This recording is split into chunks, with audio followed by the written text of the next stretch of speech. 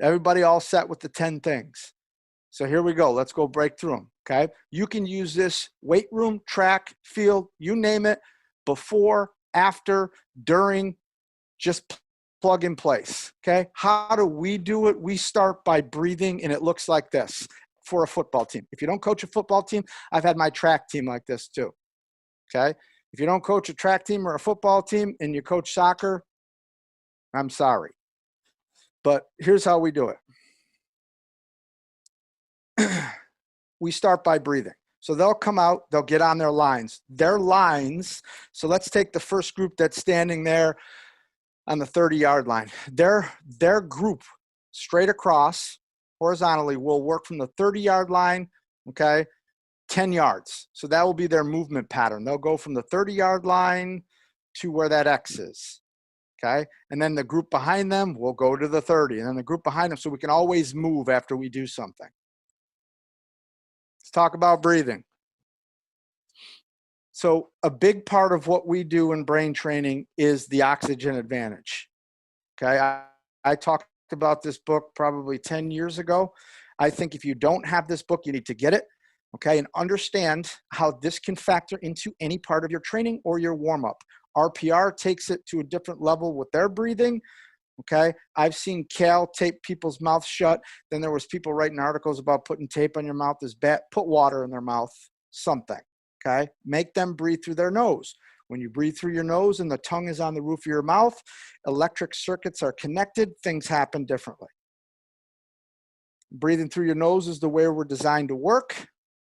There's all the important things about breathing through your nose with nitric oxide and all that other stuff. Okay. I love this study. In 2016, they stumbled upon a neural circuit in the brainstem that seems to play a role.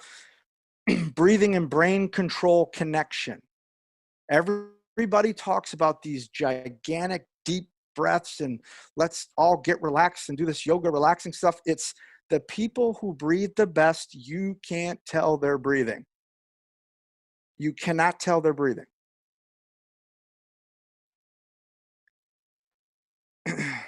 So I think I got this from the oxygen advantage. So I was taking a look at their chart here, okay? When they do breath holding, that's part of breathing. That's part of training. That's part of warming up. So when I'm doing before they go out for their freestyle session and I'm in the locker room and I meet with my team, we do breath holding sessions, okay? What does that do? Well, if you take a look at 5 hours past when breath holding occurs, so right around the 2-hour mark, you are getting an EPO increase, okay? That's the stuff that they went after. What's the bike guy's name? He's on 30 for 30 now. Lance Armstrong. Yeah, there we go. So they went after him for EPO. Everybody wants EPO. You can increase your EPO by holding your breath, doing breath holds, okay? Okay, so if you look at the window that I'm dealing with when it comes to doing something before a game or before a workout, you have like a 2-hour window. You do it 2 hours before to 1.5 hours before, you're going to get a response right around the third or fourth quarter.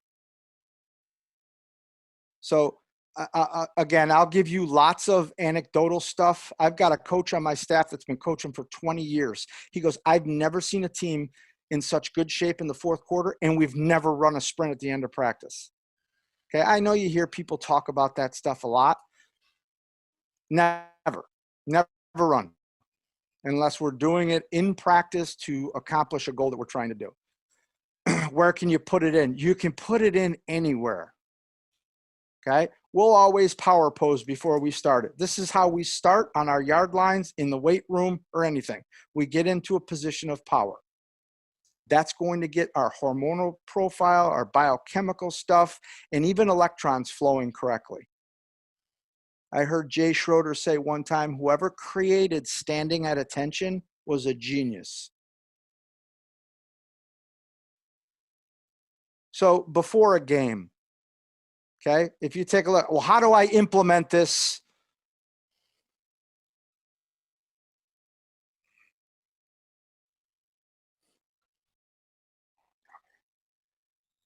Don't tell me you can't do that. Simple.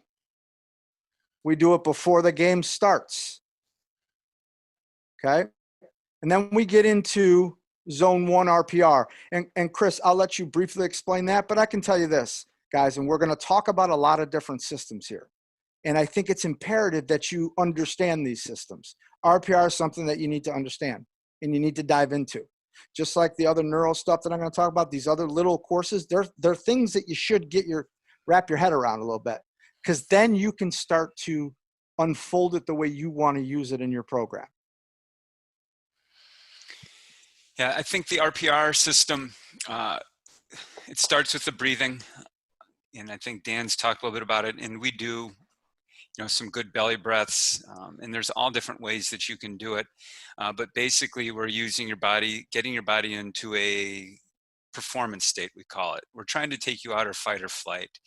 And especially today where everyone seems so uptight, it's more and more difficult to get into that state. And once your breathing gets you to that position where you can relax, then we're going to go through, and there are different points on your body that you can press to get a muscle to respond. And everyone asks, where do those points come from? How do they work? It's touch. Your body responds to stimulus, and it is just a stimulus that your body gets and you'll respond. No different than an extreme example is I slam my thumb with a hammer, my body's going to respond to that, and it's going to completely change how I move, what I do, basically your whole life. RPR, where we hit these spots, and if you on another course. In fact, in a Saturday, JL, Cal, and I are all teaching a level 1 online, which should be a lot of fun because I don't think Cal has ever stopped drinking since he's been locked down. We'll go over why the connection that each of these spots have and where they all tie in. There is a neurologic background to where it all comes from and where you hit, but once you get there, your body knows that certain muscles are being your hip flexors and your extensors. And so it's really more of a synchronization or a recruitment pattern for your body to use the right muscles. And when you feel that those muscles, your brain recognizes that those muscles are firing, you are going to get a more relaxed athlete because you don't have to be afraid of getting hurt. Other muscles aren't doing multiple jobs. And I know some people will say the hamstring's a biarticulate muscle and things like that. Yes, it is from a clinical standpoint, but really maybe not so much in movement. Things happen so quickly. The brain maps it as a hip extensor. Yeah. And so once we get into that situation where everything is firing properly, that is when your body gets to do these different things like run faster, jump higher, protect yourself. When you have athletes that get injured, or you have kids that come in that have been injured, and you go through and you start testing all these muscles and all these patterns, you realize that we get hurt because things aren't firing properly. And that what's cool about RPR, once you really get to learn it, is you can kind of unwire or unwind different injuries and figure out why things happen. And if you're dealing with a kid who's blown their ACL or whatever injury and they want to know why, half the deal with getting someone better is understanding why they got hurt or why they're sick or anything like that. And so that's where our movement comes from, is with RPR. We go through and we hit these different spots. Body moves better, moves freely. And I know there's all kinds of people that are on right now that have taken, I know some people have taken up to level 3. All kinds of stories about life-changing events with RPR. Which and is what's awesome. Great is kids do it to themselves. It's something that I've implemented into our warm-ups that takes 3 minutes, 2 minutes. And people ask, well, if it's so good, do you still do warm-ups and things like that? No, I don't. We do RPR and then we go. We run right away. And if you don't believe me, I know there's a couple of people online that I coach with and I work for, and they can say, yeah, that's what we do. How do I implement it into what I call this neural warm-up? This is the way it kind of unfolds. I've done it for the last 8 years probably. But on the left-hand side here, you'll see when we used to use sticks, we're using sticks to activate back then. Now we don't. But there was a movement. You saw the guy skipping in. Okay, it's all whistle activated. You got people in line activating, other people moving through the lines, doing various drills. Now he's going behind his neck. I won't get into all the RPR spots, but there we go, okay? So here's one of our assistant coaches. This is my strength guy doing it here. And then he'll break into some type of movement where we can facilitate the link into movement, okay? And here's our guys doing their glutes, okay? Here's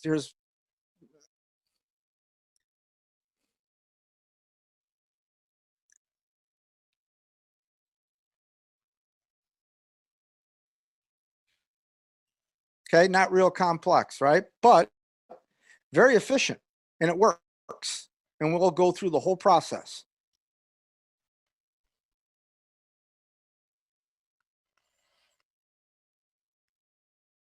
A lot of people use RPR with their dynamic warm-ups. I know Cal does, I know Jal does. Dan's showing you that he does.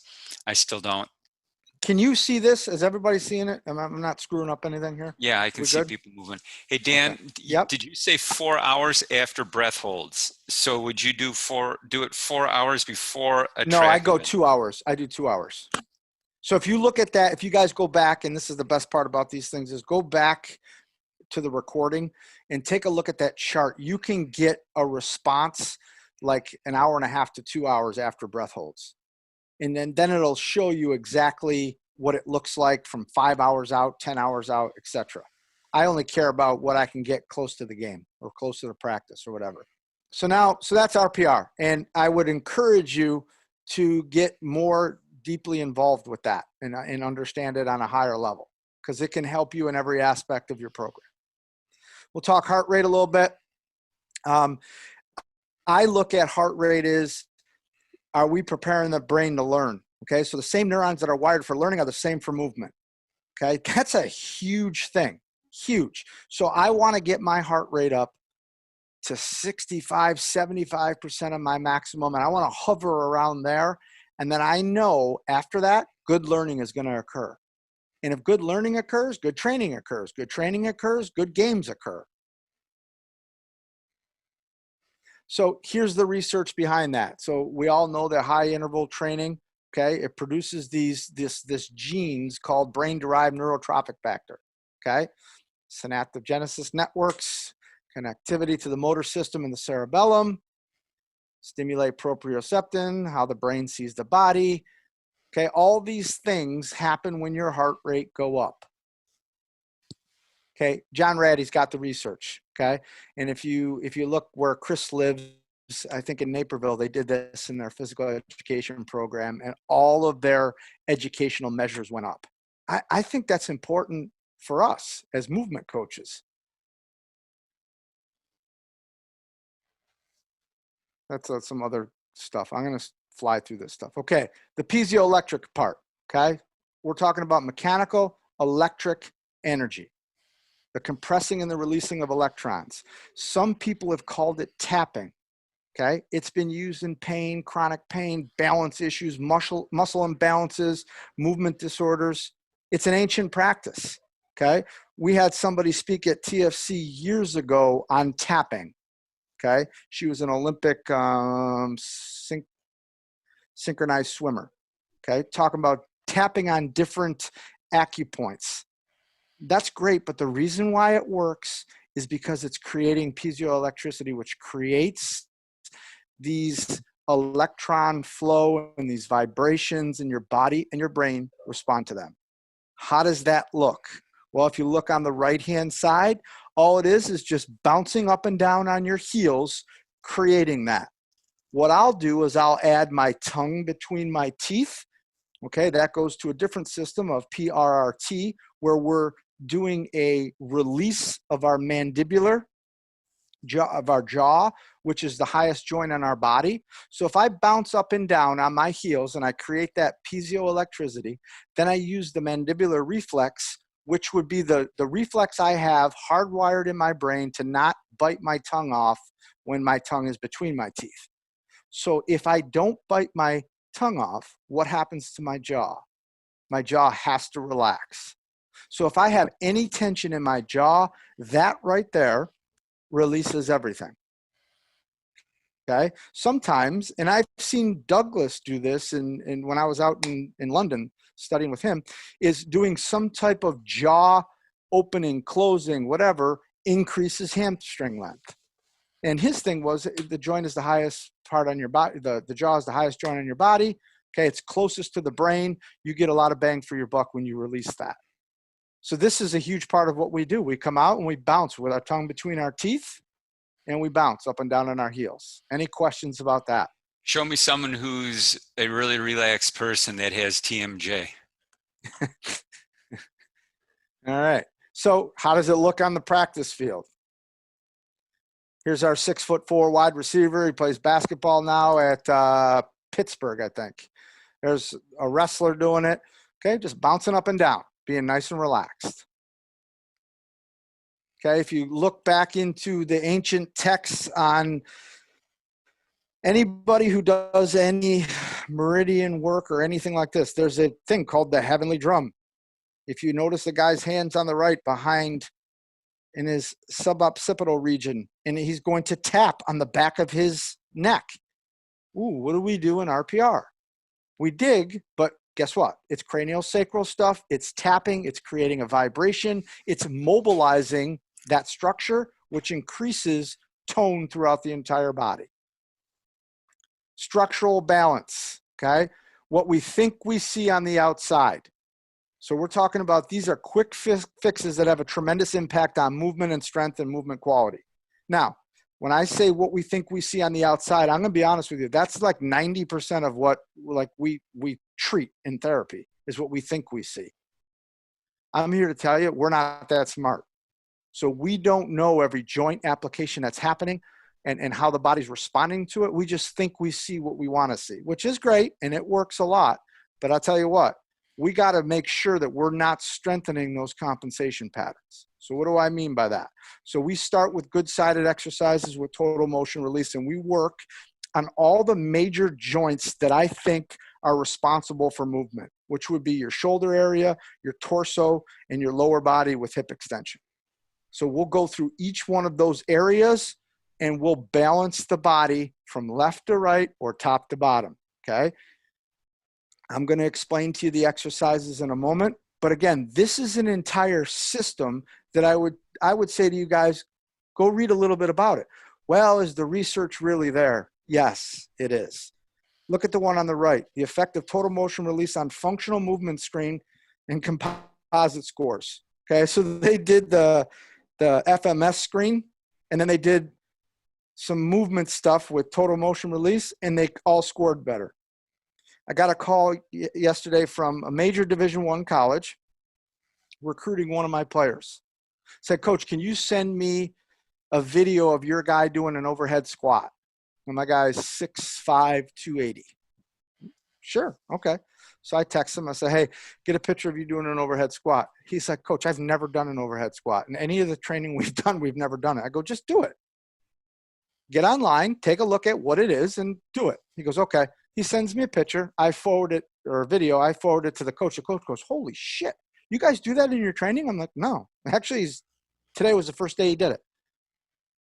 Okay? Because he does these other exercises that increases his hip mobility, his upper body flexibility. So he's able to do these things. So if you look at pictures on the left-hand side, they did a little study on them. So here we go. What's it look like? There's a lower body crossing over. We're going to find out as he's going down on his left, and then he'll switch to his right. Whichever side is better, he's going to do reps on the better side.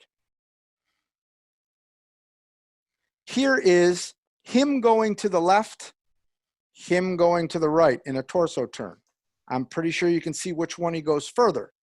So if we started to strength train that area of the mid-thoracics, there's an issue because clearly he goes to his left way better than he goes to his right. I want to balance that out structurally. How do I do that? I take the top picture and I go 8 to 10 repetitions into the good side. I come back to the bad side and I've balanced myself out. Same thing here. We'll do it with shoulder flexion, okay? He goes up one and then he'll bring the other one up and we'll test. So that was his good side. He starts doing multiple repetitions and he knows. He can tell and he goes through it. How do we implement it in a warm-up or a pre-workout or post-workout or anything? Just like you see it. I'll say to the kids when they walk into my gym, go do your good-sided stuff. And they start with those 3 exercises. I'll add 2 or 3 more. I'll change some. We'll add a hip extension one. Okay, any questions on that? So now I know from top to bottom, I've structurally balanced myself out. Again, I want to reiterate to you, this is an entire system that pinpoints where pain is coming from.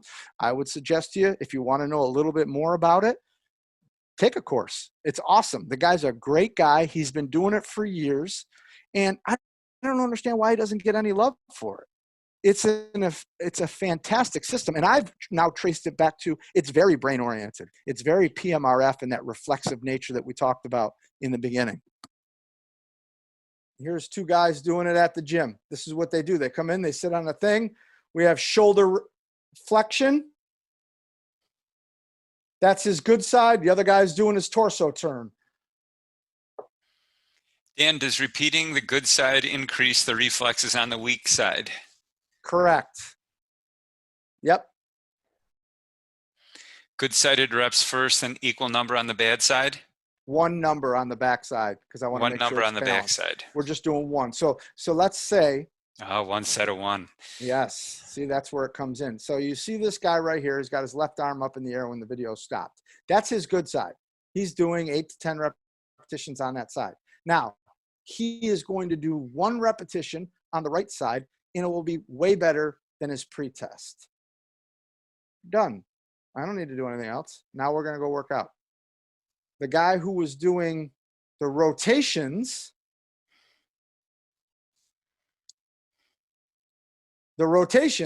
he clearly went to the right better than he did the left. Now he's doing rotations to the right.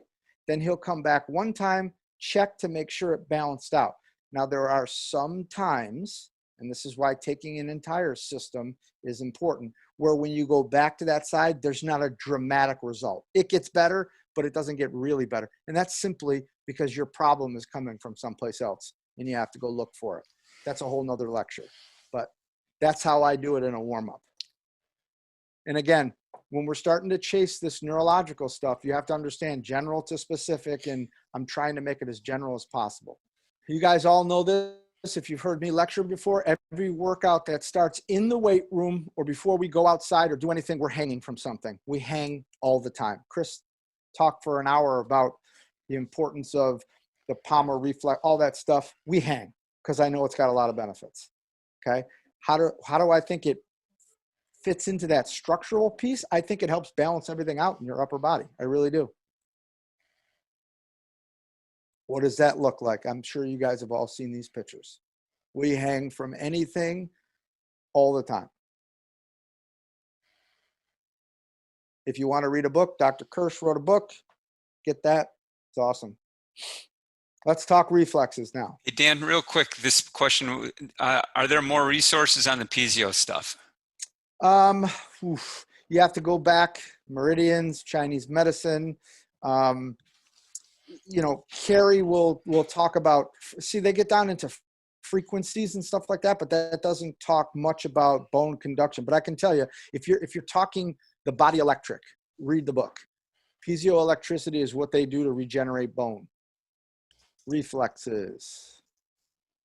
So here we go. I talked about this one in the vestibular seminar, falling backwards. If you are just randomly falling backwards, your vestibular system will fire your whole anterior chain, which will help prevent you from falling back on your noggin. While you're doing that, one arm, as you're falling back into the right, your right arm will be reaching back into extension to try to brace yourself before you fall. Okay? So think about that from a rotational standpoint. Think about that from a extensor standpoint and all the good things that can happen by actually exciting those muscles. So there's a point in our warm-up where people are free falling, we're catching them and they're taking a step back. Just to turn on that front part, that loosens everything up on the backside, and here we go. That's manipulating a reflex. The heel bounce combined with the mandibular reflex is another way that we work on the reflex. Here's another way we use it, okay? The vestibular colic reflex. During isometrics, where he's pushing on the neck, on all sides. Everybody's seen these exercises in the football weight room on the neck machine. We do it in specific positions, okay? We do it in specific positions, and that's going to give us some facilitation throughout those muscles. Here it is for our outside part of our leg working reflexively. Okay, now I pulled this out of some clinical work. Okay, and here's what I mean by that. If I were to walk up to this kid standing on the fence and went on the inside of his leg and felt trigger points, okay, on his adductors, and it's very tender, just by doing that exercise that I'm showing you right here on the fence, that entire chain of muscles on the inside of his leg, the trigger points would be gone. Gone. Because it's reciprocal inhibition. Okay, so I'm using the reflexive system, and if a trigger point is gone, that means the tone of the muscle is ready, because a trigger point is simply contracted tissue. Does that make sense? So I pulled that out of clinical, and it has a lot of application. Here it is again in the weight room. Now, you say, is that a warm-up? Well, yep. Is it training? Yep. Is it recovery? Yep. Using the reflexive system here. He doesn't know what leg is dropping.